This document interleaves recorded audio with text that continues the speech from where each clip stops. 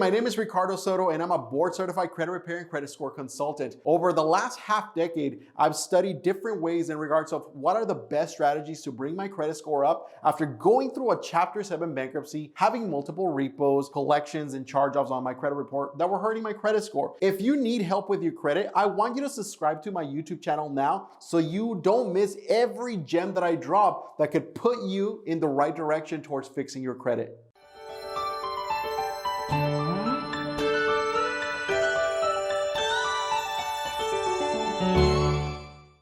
Today, I want to talk to you guys about one of the 5 basic elements that make up your credit score. And you know what's interesting is that a lot of people don't really know the basic elements of what actually make up a credit score overall. Some people will tell me sometimes, hey, I've been making my payments overall. My credit score hasn't increased in a 5-6 month period. And I always tell them, well, you probably think that payment history alone is the only thing that actually counts towards your credit score. But in reality, that's not how a credit score is actually calculated. You need to understand that there's 5 basic elements, and today we're going to concentrate on just one of those, which is called credit mix. Now, if you don't know what credit mix is, it's basically a mixture between all different kinds of accounts under your credit file. So let's say, for example, credit cards, home loans, auto loans, home equity lines of credit, department store cards, so much more.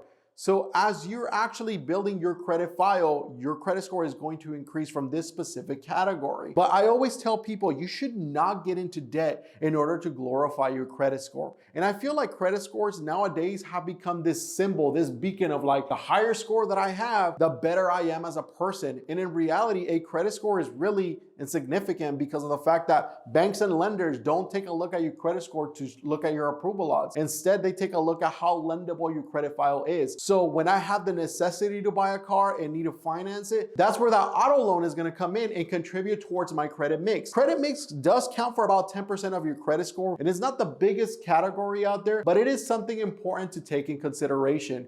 Sometimes people's credit scores actually go down due to credit mix. So let me explain how this works. Have you ever had an auto loan, a personal loan, home loan, and you finish paying it off, and you're like, oh my gosh, I just finished paying off $20, $30, $50, $100, $200,000, and my credit score actually went down instead of going up? Well, why does this happen? It's very simple. Let's pretend that you just finished paying off an auto loan. And what will happen on that point is, before the auto loan was paid off, during the time that it was actually open, not only are you contributing towards your payment history, but due to the loan being open, that actually contributed towards your credit mix. So whenever you finish paying off that loan, first of all, congratulations, you actually reached a milestone. However, now that account is going to be considered closed under your credit file, and you're no longer benefiting from credit mix due to that. And a lot of people's credit files will reflect a closed auto loan, and instead of their credit score actually going up, it actually goes down. You need to know the following. I always tell my clients, don't worry too much about the credit score. Whenever you're trying to apply it with a bank or a lender, they're going to look immediately towards your credit report to see how attractive or how lendable your credit file is. So the credit score itself is actually going to determine the tier ratio you fall when it comes to interest. But the fact that you have a loan paid off under your credit file screams volumes of the financial responsibility you actually have, which could potentially have a bank say, you know what, Ricardo is a trustworthy person because he finished paying off all these loans. We feel that he's not going to be much of a risk if we actually lend him money. I hope that you find this video helpful when it comes to credit mix. Down below in the comments, let me know what types of accounts you have